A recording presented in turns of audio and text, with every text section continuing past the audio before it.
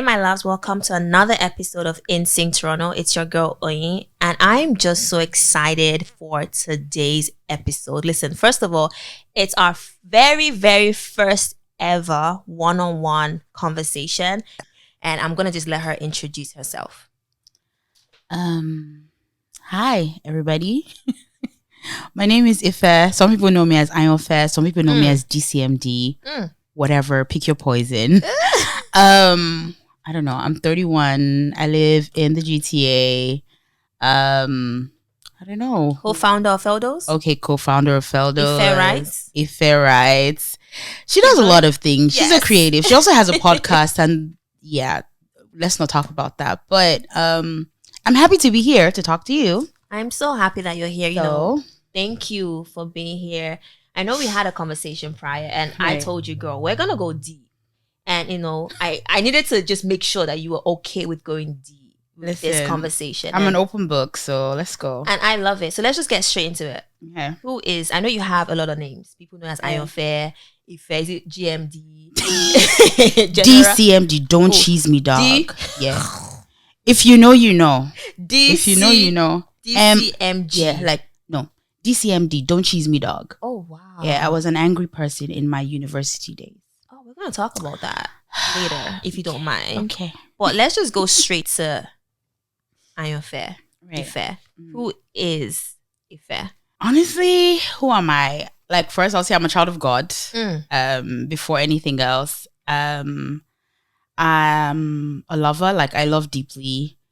I feel deeply. Like, I'm a deep person. Yeah.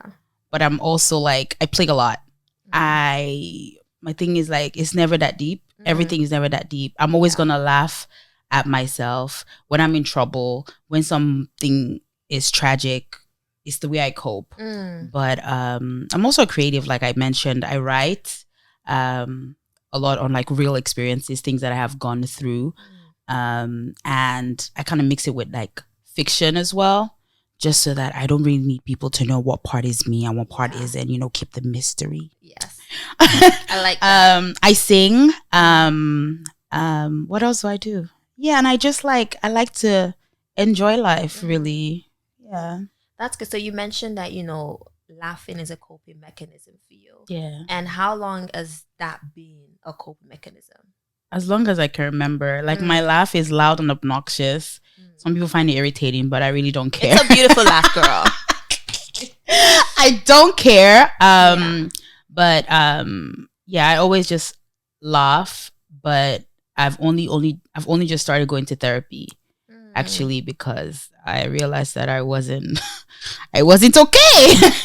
But yeah, you would never, unless I tell you that I'm not okay. You never know. You'll never know. Yeah.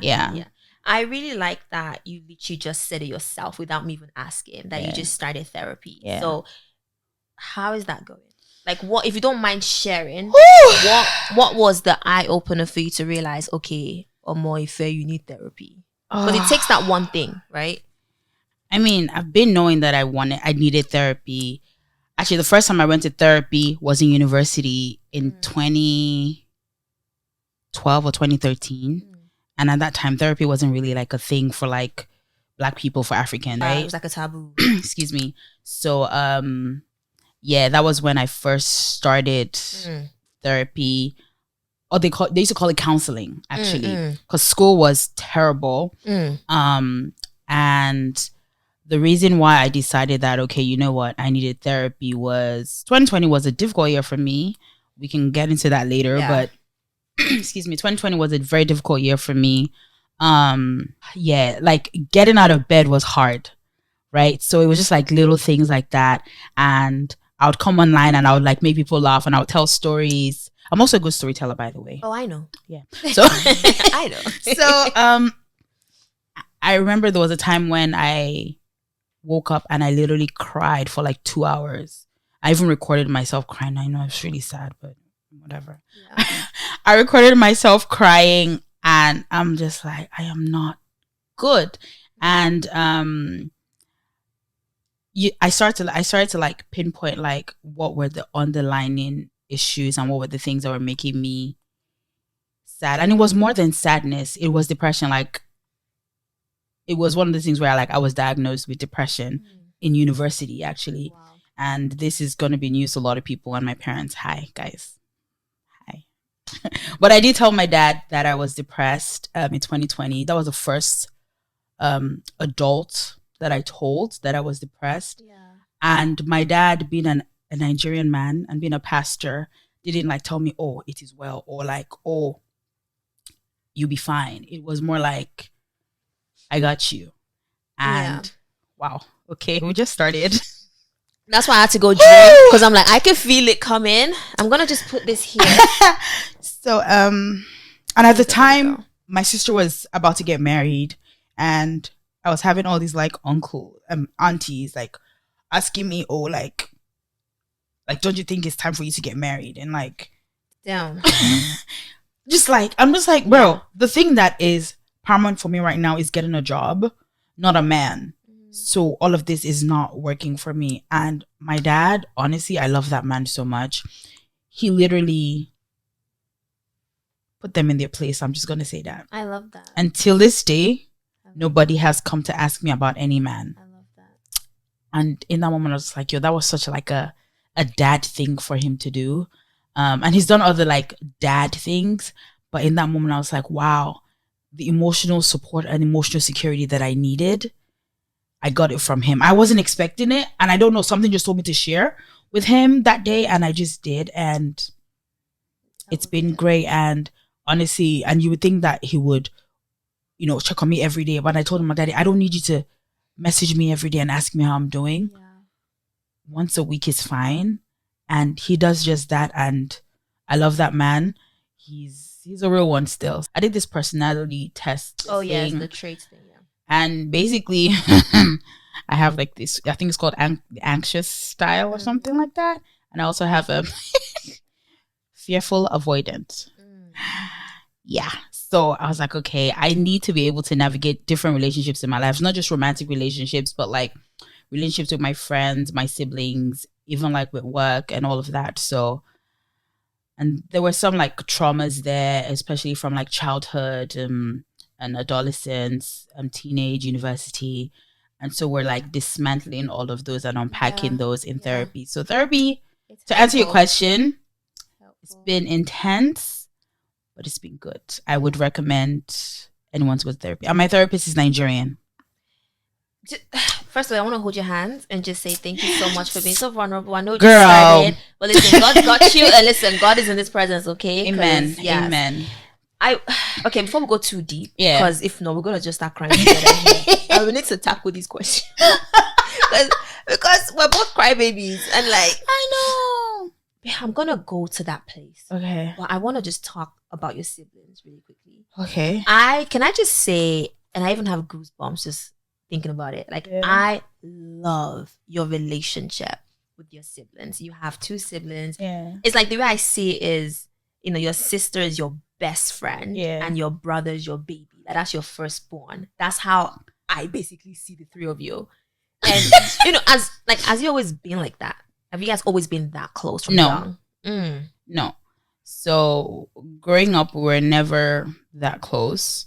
And honestly, you said my brother's my firstborn. Not really, to be honest. If anything, he's more my sister's firstborn than mine. Yeah. Wow. I just kind of carry my siblings on my head, and I talk about them. I talk about them a lot, and in a conversation, I've probably brought up my siblings once or twice. That's how that's how much I love them. I mean, I might not show it, but yeah, I carry my siblings on my head. As you should. I carry them on my head. Yeah. But growing up, oh girl, no. It was never like that. Me and my sister, we were not friends. We did not like each other growing up. I would never have guessed that. Yeah, we didn't like each other growing up. The age gap between me and my sister is what? A year? A year, 3 months, and 1 week. Okay. It's the details for me. So the age gap isn't sorry. It's okay. The age gap isn't a lot. Yeah. So there was always a lot of comparison. There was also a lot of comparison. And then the part where it's my sister is lighter skinned than I am. My sister is lighter skinned than I am, and I'm darker. My mom is light skinned, so my sister kind of took after my mom, and I took after my dad. But I'm not entirely, right? So I remember someone said to me, and I can't recall how old I was, but I remember hearing, your sister is so beautiful, and you're just black like your daddy. What? And do you know why that just got to? Because I remember someone said that. And I know, and the thing is, growing up, a lot of them were like, oh, your sister used to just say this thing, you're black like my daddy. I'm like, listen, yes, I know that kids talk, but she must have heard that somewhere else, of course. I want to believe that she heard that somewhere. And I kind of internalized that. I didn't make it into a big deal because as a child, I was always, it's like, I was, I guess, everyone's friend, and I was such a people pleaser.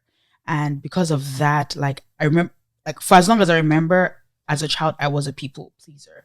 I wanted everyone to like me because I thought that my sister was their favorite. And I would, like, bend over and backwards just to make everyone happy. We moved here. Where did you move from? Sorry. We moved from the UK. Hey, I had to ask on purpose. Like, hey, come on. We moved from the UK, and that was when me and my sister started working on our relationship. We became better friends, better siblings. It wasn't easy. We had to have like a deep conversation. We sat on our dining room table and we talked about it, and we both cried and we let it go. And so like my sister is like my first, this is what happened today. And my sister is like, she's definitely one of my best friends, I would say. She's definitely like my support system. My brother as well. Like my relationship with my brother is not like my sister's, but it is close. Like, I know that I can rely on my brother for any and everything. He's not as like openly affectionate, or like I get it, like he's a dad, he's a husband, he works, and he also like tutors as well, so there's a lot that he's doing on him as well, and I can understand the pressures and stuff, but I know that if I needed my brother for anything, he's there. I can reach out to him. So yeah, like I love my siblings very much, and I guess their spouses are an extension of them, and I love them as well very much. Like, they're my people, they're my siblings. So I wouldn't say I have one sister, I have two sisters, and I wouldn't say I have one brother, I have two brothers. So I love like my siblings, I love our relationship. We have like a lot of inside jokes, like they're my people. Let's fast forward a bit. So you came here, you we go to the same church. So obviously I hear you every Sunday in the choir. You have a beautiful voice. First of all, before we even get there, can you I need the listeners to hear something. Just sing, even if it's a lullaby. A lullaby? Just anything that you can just think of. Just before I go into your singing, let them hear the gift that God graced you with. Okay. Close your eyes, let's feel it. Okay. I love you, Lord, and I lift my voice to worship you, oh my soul, rejoice. Take joy, my King, in words you hear. Let it be a sweet, sweet sound in your ear. Ooh. I'm shy. Listen, everyone's clapping because no, your voice thank you. literally can bring someone close to tears. Oh. Let me just tell you that. That's how No, like it's very mesmerizing. Like, and the things that when I close my eyes and I'm listening to you sing in church, I know it's your voice. I hear your voice in the mic. I'm like, okay, that one is effect because you have it's different. You know what's crazy though? I used to hate my voice. Why? Because what? Because it doesn't sound. You know, like when people, my voice is very distinct, like you said. Yes. Right. So because of that distinction, I didn't like it because you know how everyone always does like these like riffs and runs and like everyone has this like R&B type voice. Yeah. My voice is Disney. Sis, have you seen Halle? She's now on. I know my voice is very Disney. Like literally, it gives like theater. It has character. That's what my voice and does. And because you're full of character, sis. Okay. Listen, God gives gifts accordingly. Okay. Yeah. So I probably only started liking my voice last year, to be honest. Wow. Well, you've been in choir for how long? Since I was like 5. And you only started liking your voice? Yeah. But then you lead obviously House of Praise, you lead Ignite. I used to lead Ignite. I'm not in Ignite anymore. Right, but then Ben used to like lead it. You still like it was a very like it was mixed like feelings. It's like I love it and then I hate it. And then I love it again and then I hate it. So it was very like up and down. So what was the moment that made you now like your voice? Because you said last year, but what happened? Honestly, I feel like because when you hear my voice, you know it's me. Yeah. It doesn't sound like any other person's voice. And that's beautiful. And with other people, it's very like, I'm not trying to throw shade or nothing, but like it's almost very like, it sounds the same, very like generic or whatever. Yeah. But my voice is very like distinct, like, and it used to irritate me when people were like, oh, your voice is so like soft, it's like a feather. And I'm just like, your face is like a feather. No, because they always used to say like an insult. Like it felt like they were insulting me, right? So like oh my god, I was just like, okay. But it's like, yes, my voice can be soft, but it's also very powerful as well. And it's very like when you hear my voice, you know it's my voice. Yeah. So yeah, I just started embracing like parts of me as well. It's like also last year I started gaining weight again, girl. I was like, listen, we're gonna love this body at this weight, cause I can't look at myself. I'm gonna buy clothes for this size. Exactly. I'm not going to say, oh, when I lose weight, no. If it's not fitting, I will give it out. It's okay. There's no point. Exactly. So I just started liking like different parts of me.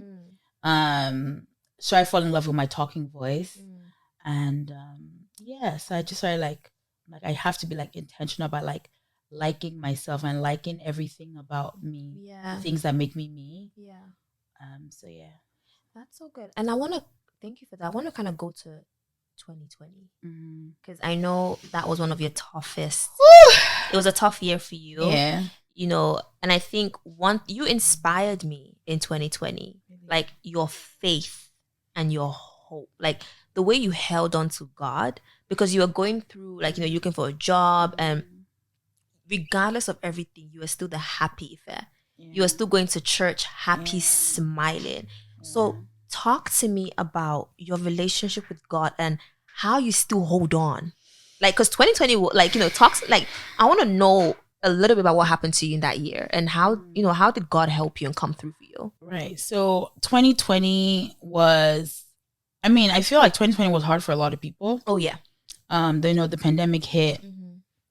And in 2020, I was already kind of struggling with, like, I probably say that I've been struggling with my mental health for as long as I can remember. Yeah. But because I'm just this, like, energetic person, and it's one of those things where it's, like, I'm very, like, high functioning. Even when, like, I'm just like, this needs to get done, this needs to get done. So I could do that. But then 2020 happened, and, like, all the things that I was getting done, I couldn't do. And so I had to, like, deal with all the emotions. Oh my god, it was so disgusting. It was so hard. Like, oh gosh, like just thinking about it, it was so hard. Like, it was almost like, you know, when you place your value in like what you do, and when that's taken away from you, you feel like you're a failure. It was one of those. Because like I wasn't working. I thought that I was like, oh my god, like, and I was thinking, my siblings are they're not gonna respect me. Like, so I was just like projected all these like insecurities onto like how my siblings will like, you know, treat me. But it wasn't the case. And because of that, I felt like I was walking on like eggshells as well. But nobody put the eggshells there. I put the eggs there, right? But then that's the thing with anxiety, like all these things that are not necessarily true, you think they're true, and you project them on the people around you. So there was a lot of that. And in terms of like holding on to like God, it was only like in service that I was able to do that. Because there were days when I woke up and I couldn't pray, and I would just cry and be in bed. And the times when I got the energy, I'd be like, oh, let's go and get more money. Let's go and do some Instacarts. And then I'll come home. But like the only thing that I would say like was service. And that was the only thing that got me to get up. I kid you not. That was the only thing that got me to get up. Till this day, it's still one of the only things that gets me to get out of bed. So like I can have like 3 days where I literally, all I'm doing is I'm in bed. The only time I'm getting up is to go pee. Not even shower or brush my teeth.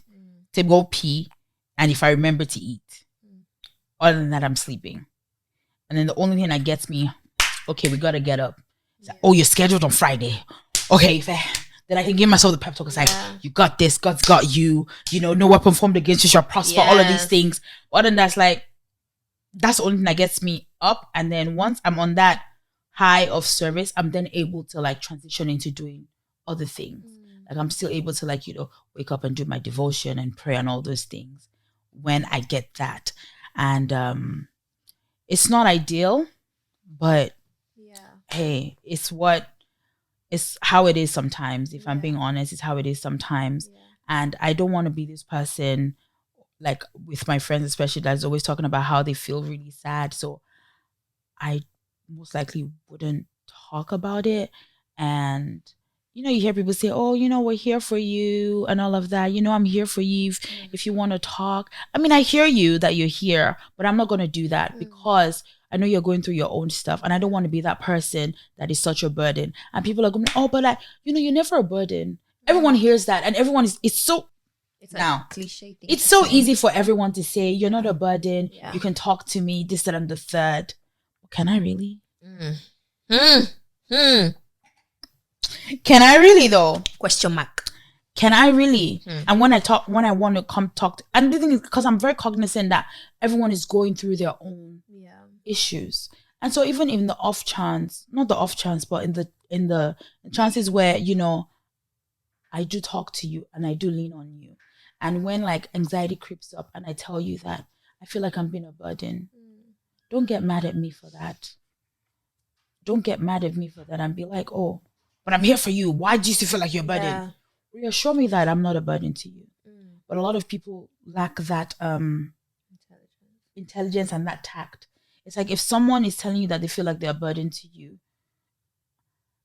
it's probably the anxiety talking. It's probably cry for help. Thank you. But like, hey man, there's layers to that. But really and truly, at the end of it all, like, yes, I had God, but I also had my community. I had people that held me down. I even wrote a piece about it because these people held me down. Like, you can't do life alone. You literally cannot do life alone.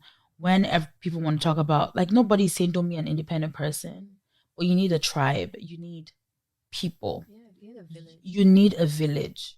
Right? Like all these, I can do it. I don't need anybody. Only God's got me. That's good that God's got you, but God put people in your life to you, right, to help you as well. Because God is not going to physically come down from heaven and hold your hand. He's not, right? So, it was definitely like God used the people around me to lift me up. The days when I didn't feel like going, How have you dealt with your depression, especially when you didn't tell anybody about it?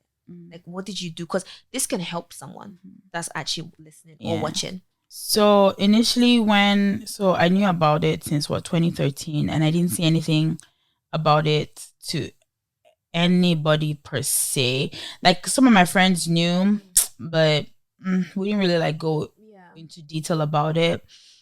But I only told my dad in 2020. How did I deal? Girl, I don't know. I don't even have an answer. Like, how do I deal now? literally, like I said, there are days where it's hard to get up. Yeah. It is hard to get up. And thankfully, like I talk to my sister. I talk to my sister pretty much every day. And if the days that I don't call her, she doesn't call me, I'm like, why didn't you call me today? She's like, why didn't you call me today? But the days when she calls me, she can sometimes sense, she's like, what's going on? I'm like, I don't feel good. She's like, what do you need? Or do you want to come over? I'm like, I can come over after, whatever. I can just be at her house or whatever. Or my friends can, my friends, there was a time that I was so down in it. And I also don't like to say my depression because I don't know, it's almost like claiming something, but I was in a depressive state. And one of my friends, you know who you are. Shout out to you. It's actually my best friend, to be honest. He literally came to my house, tidied my room for me. I was sleeping the whole time. Tidied my room and just waited till I woke up. And until this day, sometimes I think about it, I'm just like, wow, these people love me. Yeah. Like, even when I don't feel like doing life. Shout out to you, friend. Listen, shout out to you, Pascal. And he literally just tidied my room for me. And I was just like, nah, this. Yeah. And this is on a platonic level as well. So how much more do you think I expect in a romantic relationship? Exactly. When like your my platonic friends, literally my platonic friends literally carry me, support me. And the thing is, I know that we're talking about mental health and all of that, but it's not one-sided. It's vice versa. Because there are times that when my friends have been down and they've needed me and I've been there, I've been present for them. So I'm like, this is like what I'm used to. One man will now come and just say that, it is well. You're gonna be fine. No, it is well. These men are funny. Girl. Yeah. Like, no. So yeah, I don't know. I don't know how I do it. I journal. Nice. I sometimes try to go out for fresh air. I practice mindfulness. Nice. First time I heard it, I said, what is that? What is all this? But it does. So even if it's just like me going outside and feeling like, if it's sunny, feeling the sun on my skin, like it reminds me that you're still here. Or like, just even like, if you've noticed, I don't know if you've noticed, but like throughout this, because I was anxious a bit, I was like feeling my what do you call these, my fingers. It's like, okay, you're okay, like you're that's another way that I practice mindfulness. And it's just like little things. Even sometimes when I'm on stage at church, I want to run off. Girl, nobody be no one ever. Exactly. I want to run off. So I just like move my feet around. It's like, you're okay. Like you're still here. You're here. Like you're fine. You're good. Yeah. Right. So those are the things that have helped me stay like grounded and you're still here. You're good. Yeah. Like you're okay. Like you're fine. Yeah. Yeah. And honestly, like God has really carried me. Yeah, and the times when I get the urge to pray at like random places, I do. Yeah. I do. And in a very like, it's not weird, but like I guess a miraculous way, I don't realize when I feel better, but then maybe like hours have gone. I'm like, oh, okay, right? And the thing is that people always feel like people are depressed because of something that they don't have. We can have every single thing. Traumatic incidents make people depressed. And it alters how your mind and how your brain functions. And Nigerians are not ready for that conversation, but hey, man. I want to talk about, and I know I asked you for your consent about this. So I'm happy you agreed. So thank you. For anyone that's going to say, oh, that's too deep. I asked, okay? you know, you are obviously the oldest out of your siblings. And both your siblings are married. Your brother has 2 beautiful kids. They're so cute. They're so adorable. Yeah. And your sister's a newlywed. And, you know, do you feel that pressure from, I know you spoke about it a little bit earlier about your dad setting them straight and real G. But it's literally like, do you feel, even though your dad set them straight, do you still feel that pressure or that look from people that you're the oldest and, you know, all of that stuff? I do. And sometimes it's not even like at the end of the day, like, I know it comes from a good place. Yeah. But shut up. Respectfully. Period. Oh, how's your sister? Don't worry, you're on a come. I hate that one. Oh, how's your brother and the children? So we're gonna come and eat rice soon. Until you have rice in your house, eat rice in your house. Like, don't stress me. Don't stop asking me questions. And sometimes it's almost like they feel like you don't have the desire to be with somebody. It's like, I do have the desire, but I'm not gonna settle just so you can eat rice. Period. Who even said you're going to be invited?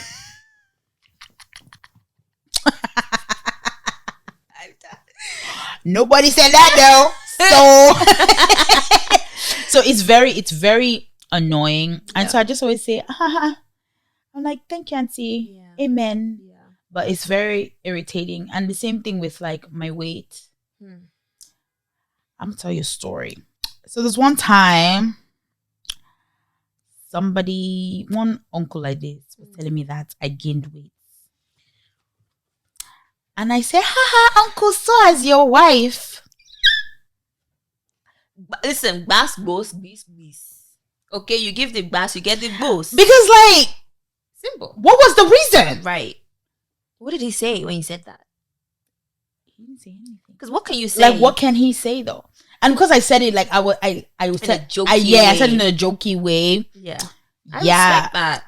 No, you gotta put these uncles and aunties in their places respectfully. Because if you don't, they're gonna like treat you like chewing gum on that shoe.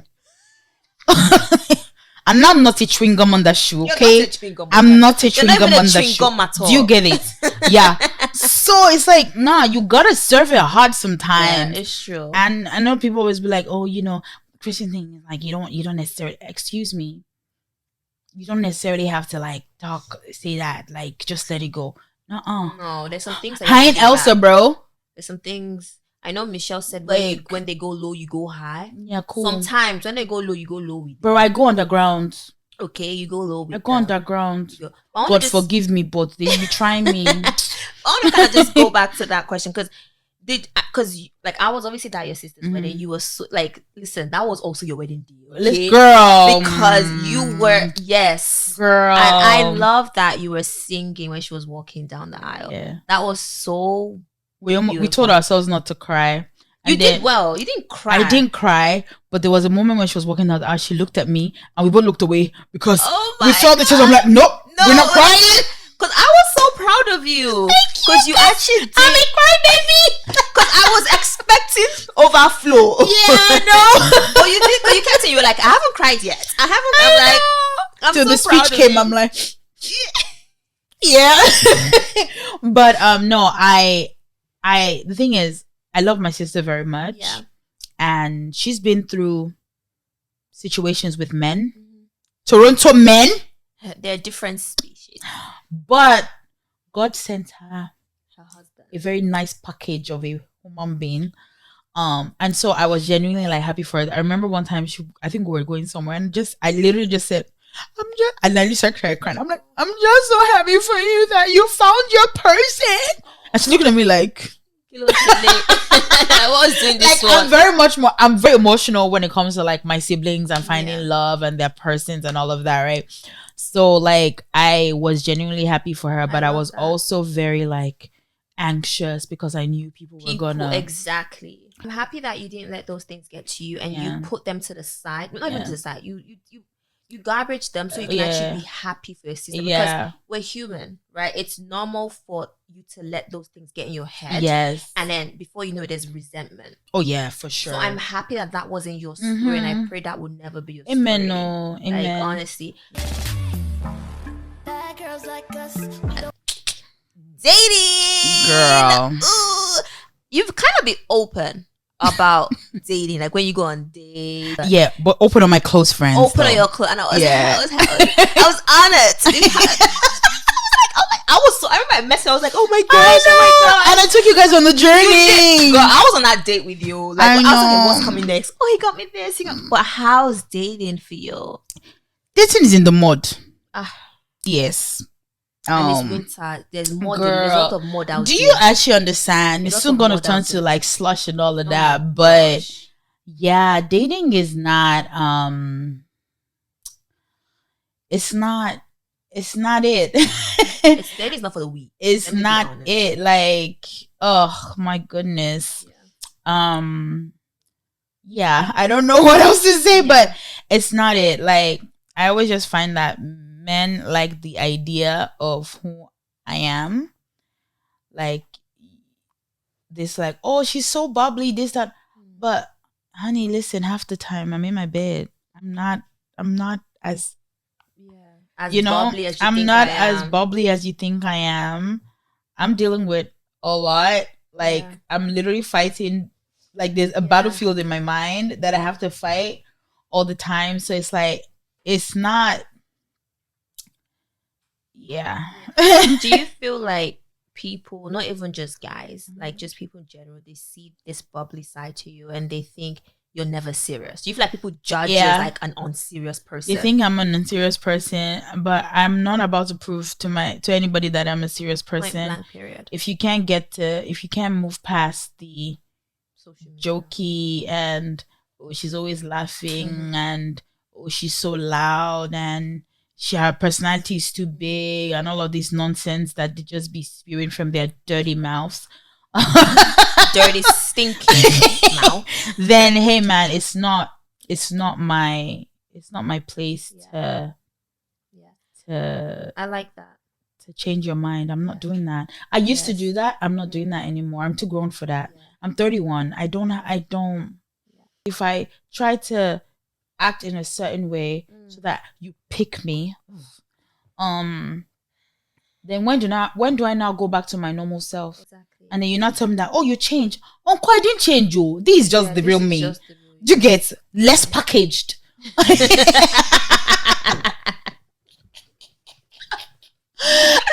me, it's like, oh my gosh. Yes, I just want to be my authentic self. Yes. And if you can't accept me, bye.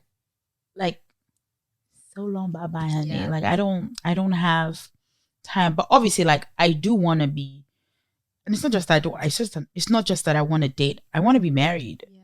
Right? Like, I want to have my person so that I can actually like relieve my friends from and you will see. So for me, it's like, okay, yes, this is a desire of mine, but like, I'm not going to just accept nonsense because I want to be. You're not desperate. I'm really not desperate, honey. I am not desperate. And for me, it's like, if you can't make my life better than it is, there's no point. Yeah. Because my friends make my life colorful. My life is better because my friends are in there in my life. So if my life can't be better because you're in there, there's no point. Yeah. Right? Course. And I'm a catch. Like, excuse me. I'm a whole vibe. A whole do you understand? Like, you get bigger than a car. Do you understand? First of all, you get beauty. Come on. Okay. You first now get brains. You get Come on. You not get tender loving care. You get it. You not get comedy. You not get talent. Oh, come on. And you make the baddest meat pie. Add meat pie. Person who eats meat pie die. In fact, meat pie and coke. Come on. Meat pie and tea. Come on. Meat pie and coffee. Come on. Where is meat pie? Chin and cereal. You get it. Chin for breakfast and dessert. Oh my! You eat. You eat. So for me, it's being a woman. This is not for the weak. Okay? Listen, God made the right people women. That's why I was saying that if there was this whole like reincarnation thing, if it was real, if I was to come back, I'm not coming back as a woman. No. I'm not even coming back as a man. What you come back as? A cloud. Initially, I said Tweety, like I was going to come back as a bird. You know Tweety? Yeah. The bird. I was going to initially come back as her or him. Is he a her or him? I don't know. Is it her? A her? Tweety's a her, yeah. Yeah, I was going to come back as Tweety, but I was like, I'm going to come out as a cloud. So you know why? I'll stay there. And you know why? Because you know I cry a lot. So when I want to cry, rain. It will rain. It'll just be raining. And then when I'm happy, sunshine. Yeah. Best. I like the way you put it, though. You see? I like that. You see? So oh my gosh. No, but to kind of wrap things up a little bit, because I could sit here and just talk to you for girl, same. till daybreak. Yeah. Girl, what's next for IFE?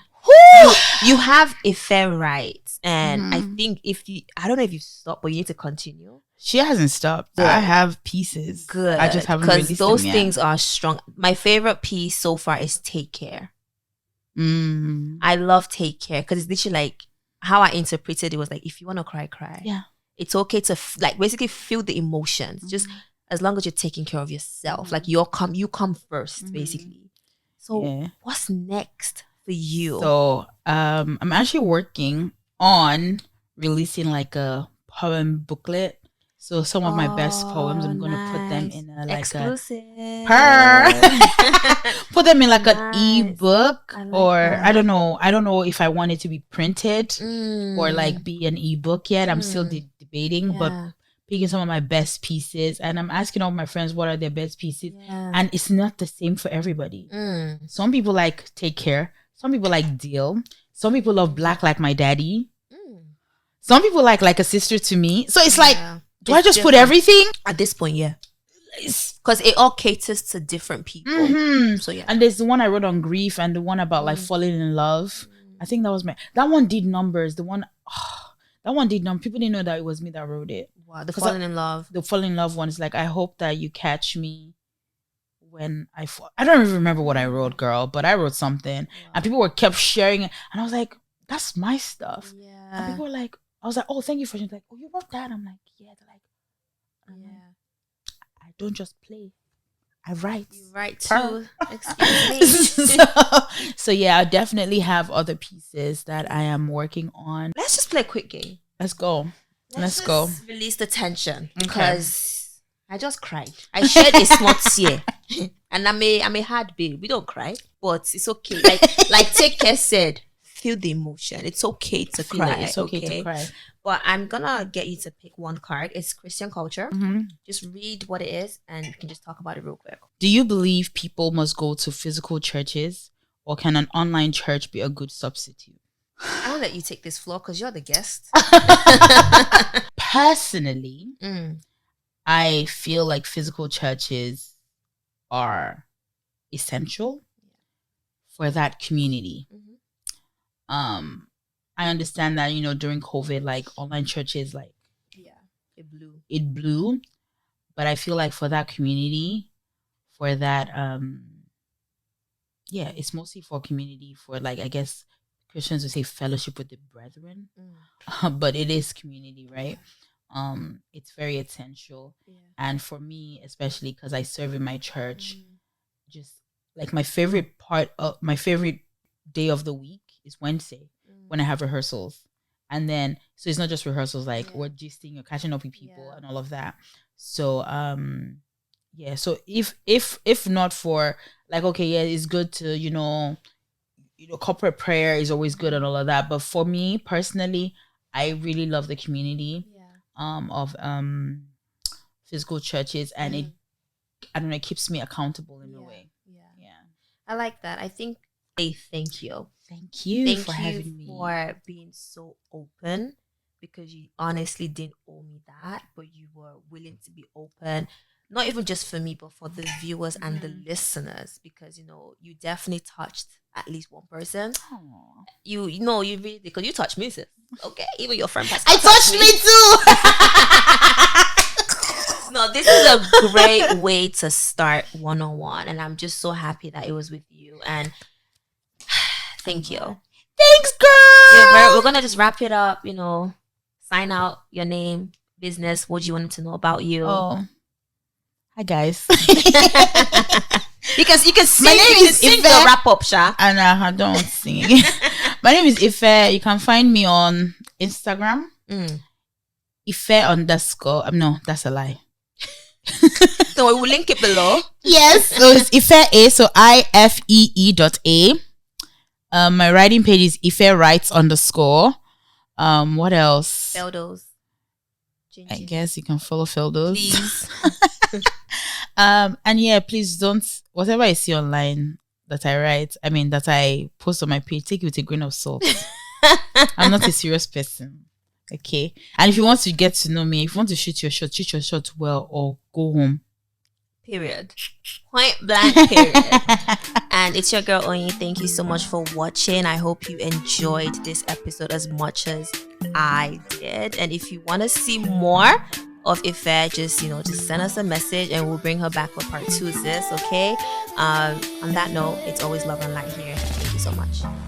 Bad girls like us, we don't want no trouble, we don't want no fuss. Coming out of place, you know, interrupt. I know that you watching me, you ain't gotta tell